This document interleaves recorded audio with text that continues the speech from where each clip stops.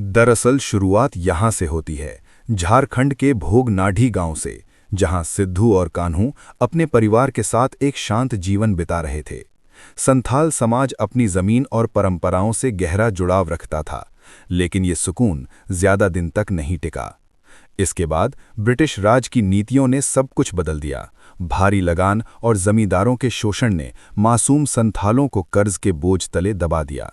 उनकी पुरखों की जमीन उनसे छीनी जाने लगी, जिसने गुस्से की एक चिंगारी भड़काई।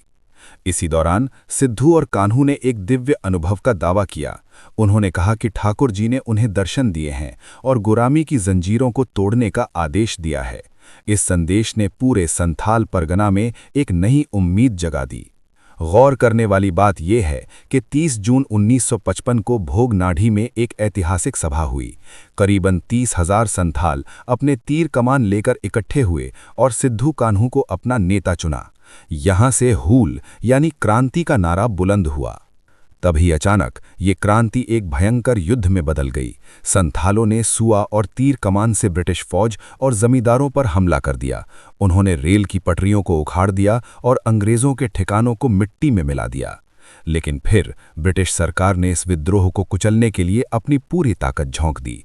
मॉडर्न बंदूकों और तोपे का सामना पारंपरिक हथियारों से करना मुश्किल था। हजारों संथाल शहीद हुए, लेकिन उन्होंने हार नहीं मानी।